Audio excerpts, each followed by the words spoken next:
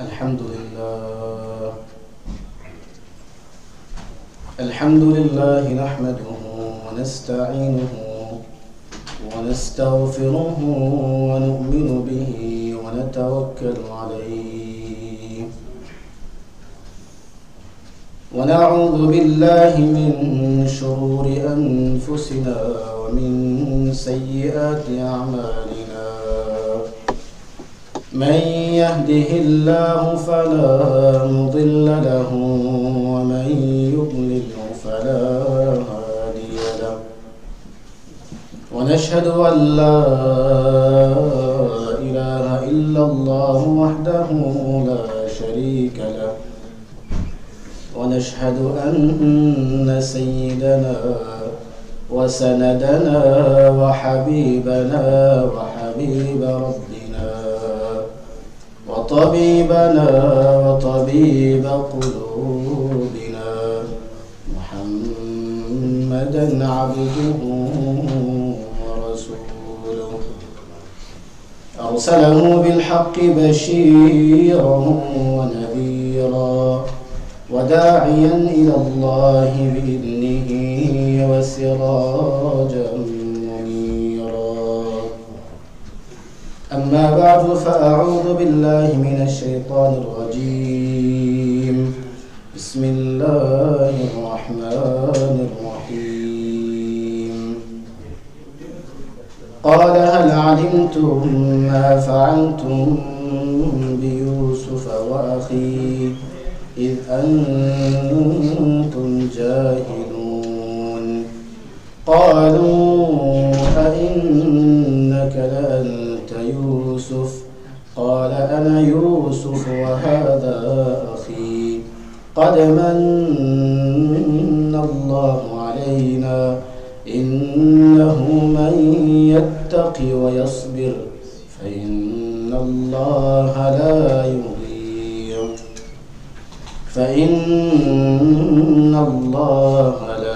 يضيع أجر المحسنين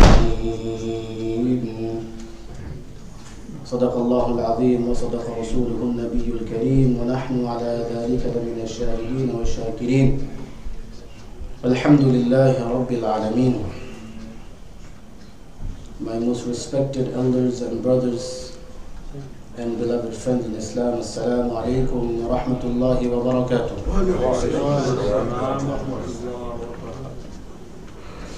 All praise is indeed due to Allah Azza wa Jal, who is the most kind, most loving, most caring, most compassionate towards you and I. And complete blessings and complete salutation upon Muhammadur Rasulullah sallallahu alayhi wa sallam. It is a wonderful feeling that cannot be expressed through words. The feeling that you get when you come and you enter the masjid and you see once again those beautiful faces right at the first row of the masjid. It is our dua and our hope that Allah Azza wa Jal not only make these people the first people of the first row on the day of Jummah, but also on the Yawm al-Qiyamah to make them amongst the first ones to enter paradise. Say Ameen. It is not something easy. We may think that, same faces every week we see, they come first. No, it's not easy. If it was easy, then what about those people that come right when the khutbah is over and they catch the last rak'ah? They also caught the Jummah. But can it be the same? It's not the same. You came, you took out a little bit extra time, and you know that today is a blessing day. You came early, you want to listen to the talk. Even forget the talk, but you come and you spend that little bit of time in the house of Allah. Wallahi, for every second, Allah is rewarding you. Allah is rewarding you. And the angels are standing by the door. Right when you came in, your name is written in the book. Today's attendance. Your name is in the attendance book of the angels. Say Alhamdulillah. It's not something easy, something minor, something small, no. It's something great beyond our imagination. It's something great. Make dua to Allah Azza wa Jal that till we leave this world, Allah should give us such a health that we can show ourselves amongst the first one on the day of Jummah. And not only on the day of Jummah, but for every salah. Say Ameen.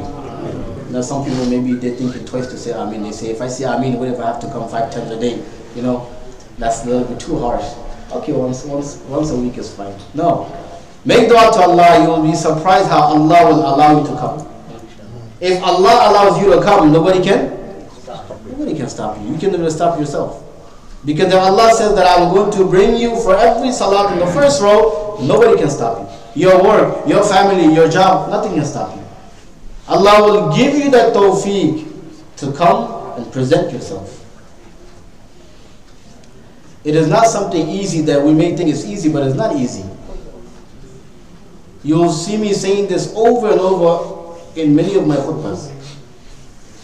You are indeed very, very blessed. Very blessed. Especially on such a day where you can see the weather is not so good. The weather is not good. For me to drive for about almost an hour and come from Queens is not easy. But it is only Allah that has allowed me to come and show myself on time. It is only Allah. It's not easy.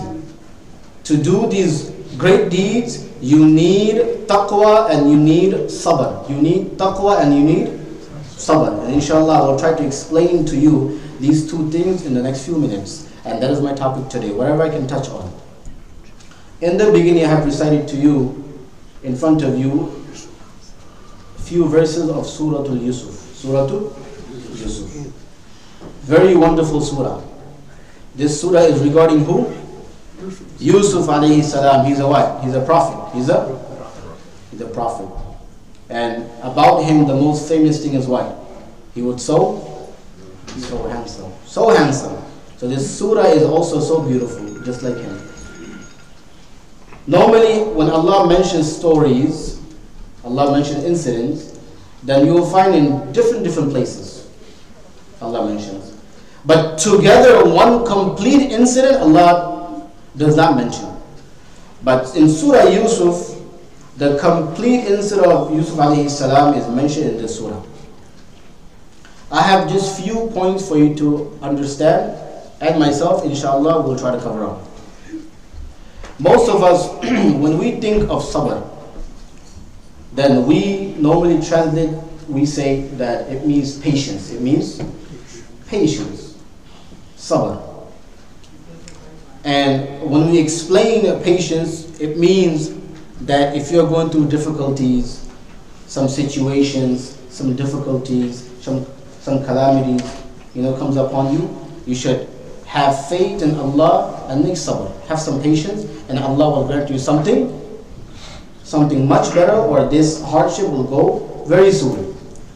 And Allah over and over mentioned in so many places that those people who do sabr, who have patience, their reward is something that you cannot imagine. Even though, if you compare the person who goes through difficulty, if he doesn't have patience, and compared to the one who does patience, the situation and the time he will have to spend the same. But the difference is one gained reward and he went closer to Allah, and another person through these difficulties, he went far from Allah and he did not get no reward. No reward. In life, not every day of your life will be wonderful and the way you want it. It will not be exactly the way you want it, and that is life. That is life. The question that most of the time we get, that if Allah wants, He can remove all the difficulties and only bring ease and ease and ease. We can enjoy our life. Because He can do everything. Why does He have to put us through patience, and we have to make sabr and difficulties? We need to face that. Why? And the example of that is many. If you have a small child, and we love our children, a small born baby, just born, don't you see that the nurses at the hospital, they give so many injections? Yes or no? Does it feel nice? Does it feel nice? Forget the small child. We have beard, we have white beard. When we get injection, we say we just hold it because we don't like it. We don't like it. It hurts. But imagine seeing you hand over that small child of yours that you love. You give to the nurse so that the nurse can give injection. If you just think about it, forget the benefits. If you just think about it, is that something good to do? That you are giving your child to someone so that he can hurt the child. That's what it looks like. That's what it looks like. If, may Allah forbid, the child needs, many a time it needs operation and surgery. Surgery means what? When you cut. Do you ever want your child to be cut by someone else, especially? Not you, forget someone else. Do you ever want? No. Why then do you still hand over your child? It's because you know that there is something good to happen after this. There is something good to happen. Whether you know it or you don't know it. Same example fits on our situation. You might have questions. A lot of people have questions that in so many countries right now, in Syria and in Burma and this country and that country, Muslims are going through so much. Muslims are going through so much. Whereas if you compare those situations to non-Muslim countries, they are enjoying. They don't have no difficulty. Whereas every day, every second, people are giving their life. People are losing life. People don't have food. Now this question could come in your mind. A lot of people, because they don't understand the wisdom behind it, they don't have the answer, so they think the solution is to disbelieve in Allah. Astaghfirullah. They think that the solution is to disobey Allah. But that is not the solution. We don't know the wisdom behind Allah. Just like how I gave you that example, fit that example here. Maybe we don't know the wisdom of Allah, but definitely there is some wisdom. And Allah says in the Quran, "Inna ma'al usri yusra." Know that every time you see some difficulties, there is time coming that will be wonderful, and there is ease coming ahead. Maybe something much better. Something much better. When we translate sabar, we normally think that it just means patience. But I will try to explain to you the 3 types of sabar in this few minutes. The famous one that we all know is that if you're going through difficulties, we should have patience. We should have patience and have trust in Allah, and Allah will reward us. Just like how the incident of Yusuf alayhi salam. That we know from the beginning how many incidents happened. That's not my point, but the point is, from the time he was a small child, his brothers were jealous and they threw him inside the well, and then someone found him and they took this small child. At that time there was buying and selling of slaves. At that time slavery, you can sell and buy. So he was sold in the market, then he was bought. After that he was forced to do a sin, but he didn't, but yet he had to go to jail. Long story. If you look at it from the beginning, he is Yusuf alayhi salam. He is who? So the question could come that if Allah wanted, he could have had the best of all the life. He could have enjoyed his life. But from the beginning, imtihans, tests upon tests, tests upon tests, difficulties and difficulties. If that happened to us, what would we say? What would we say? That why am I a Muslim then? Many times we have this question. But look at this, difficulties and tests upon tests. Remember, the person who Allah loves more, remember, you will be tested much more. So don't ever look at someone who's enjoying his life and say that maybe he is more beloved to Allah. No. Sometimes Allah gives you difficulty so that He can forgive your sins. He sees that you're not making tawbah, but Allah wants to give you Jannah. Allah wants to give you Jannah, but you're not making tawbah, you're not praying, so He puts difficulties upon you. Then you turn to Allah. When you enjoy, we have our job, we have everything we want, we have good family, we have a good job, we have money, everything, we forget Allah. But the moment something happens in our life, we lose a beloved one, or we lose our job, then we turn to Allah. We turn to Allah. So it could be reason one. Reason two, maybe Allah wants to bring him closer to you. Allah wants to give you a higher daraja, higher rank in Jannah. So therefore Allah puts some situation, when you have sabr, you have patience, Allah gives you Jannatul Firdaus. So to have sabr, look at the sabr that Yusuf alayhi salam made from the beginning. Now, when now he's a king, now the brothers come, and the whole story is long. But now when the brothers were in need of food and money, when they come to him and he is now a king. Can you imagine a boy that was thrown and he was sold as a slave? Where in the world we will think that he will be a king? But that is the plan of Allah. وَمَكَرُوا وَمَكَرَ اللَّهُ وَاللَّهُ خَيْرٌ. If Allah has something planned for you, don't worry. Don't worry. Allah will make it happen. Allah will make it happen. Look at the sabr that he made. Because of the sabr of what Allah gave him. What Allah gave him. Another lesson to take. When the brothers come, قَالُوا أَإِنَّكَ لَأَنْتَ يُوسُف. From there I can explain a little bit. قَالَ أَنَا يُوسُف وَهَذَا أَخِي قَدْ مَنَّ اللَّهُ عَلَيْهِ. This is just small part, just ayat, understanding. When the brothers, when Yusuf asked that, do you know who am I? Now in their mind, they're thinking that nobody knows that we did all that to Yusuf. Nobody knows. Only we know. So the person who's asking, it has to be him. Because nobody else knows. He says, this is me. This is قَالَ أَنَا يُوسُف وَهَذَا أَخِي. This is me and this is my brother. And then this is the next point for us to understand and to ponder. Something that we don't have in our life. He says after that, قَدْ مَنَّ اللَّهُ عَلَيْنَا. Indeed, Allah has favored us.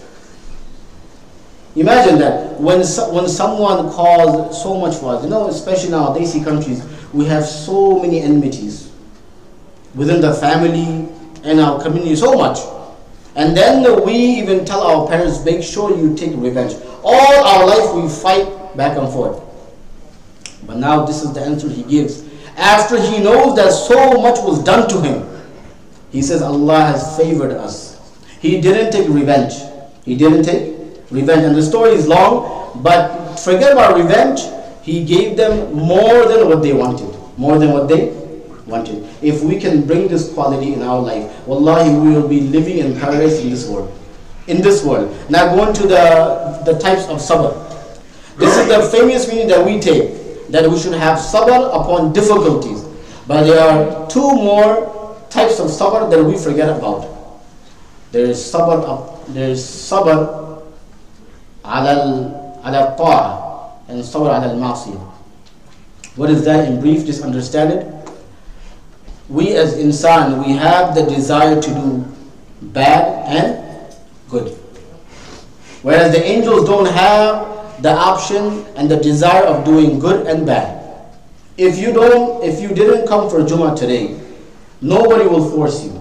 Nobody will take you to the jail. Nobody will kill you. Even though if this was an Islamic country, then the laws are different. But now, nobody will force you.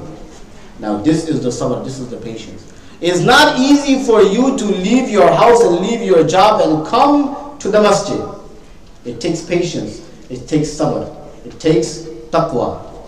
So, you coming to this place, you come to the house of Allah today, it shows that we have sabr, we have taqwa, we have sabr, we have taqwa. Alhamdulillah. Sabr upon sins and upon good deeds. When you want to do a good deed, you want to do, but shaitan stops you over and over. Situation comes, but you need to force yourself and do that good deed.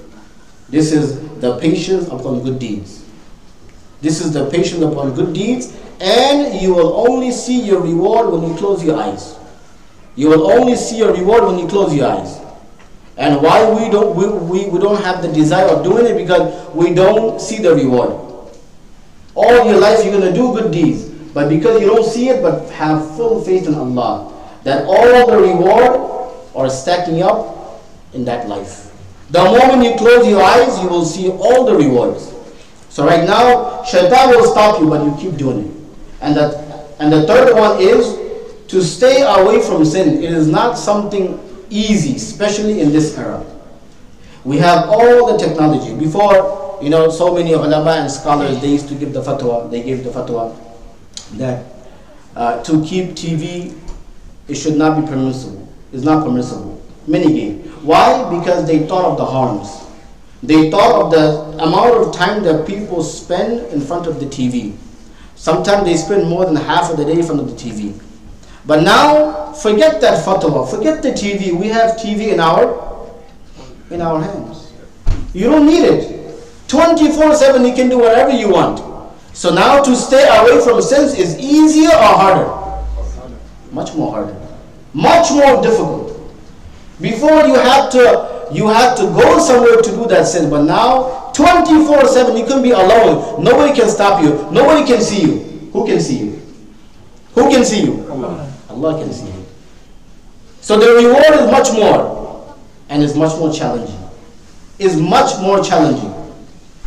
You know, I always say that people who live in Muslim countries where there is more Islam being practiced, and people who live in non-Muslim countries like us, when we stay away from sin, when we walk in the street and we don't look at haram, we are rewarded much more than those people living in Muslim countries. Do you understand that? We are being rewarded more than the people who live in Muslim countries. If you go to Saudi, does the outside look the same as America? No. No. And the desire of sinning is much less compared to this country. So now it is more challenging for us to control ourselves, because the moment you open your eyes, all you see is sins. The field is open for you. Now is more challenging. Now when there is more mujahada, when there is more difficulty, when it is much more challenging, the reward is much more. The reward is much more. If the weather is great today, for example, no rain, no snow, the weather is wonderful, then the reward is there. But if you compare that day to today, is the reward more or less? You know, many people could say that it's a very heavy rain, bad weather, let me just stay home. But you made the effort, you came today, for you the reward is much more. Like this, in life we will face so many challenges.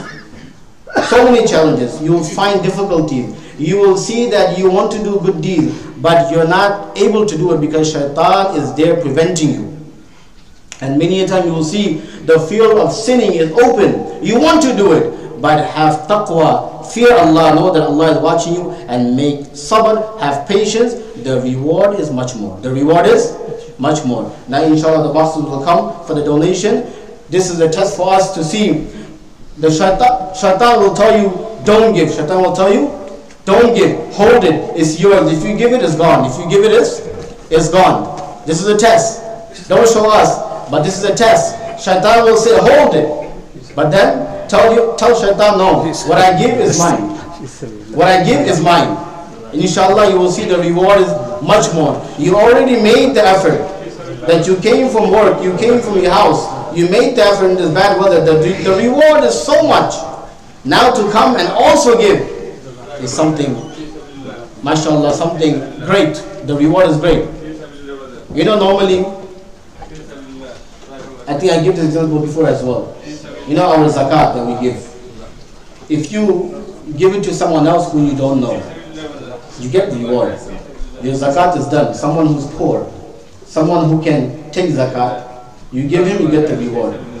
But now to give to someone who is against you, but he can also take zakat, especially if we look into our families.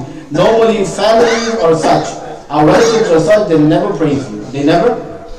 I always get this complaint, especially Desi people. They always tell me, they say that we made so much effort. We work hard in America. We send money for Bangladesh and Pakistan and India. We send for them our family members. But yet, the only thing they do is badnaam and badnaam and badnaam. And then we spend so much money and time, we bring them to America also. When they come to America after a few days, few months, what do you hear? All you hear is they go against you. He did nothing for me. He did? He did nothing for me, whereas he completely changed your life. You were so poor, he brought you to this country. But we don't make shukr, we don't thank. So now, to do those actions, to give them zakah, to do good deeds for them, and to give them and to be nice to them, the reward is much more. You know why? Because you're not getting back praise. You're not getting back praise. They will still do, but now. And now your ikhlas is much more stronger. Did you understand? We should not stop. Shaitan will be there stopping you. But keep on doing these good deeds. Inshallah, the reward is much more. May Allah Azza wa Jalla do it.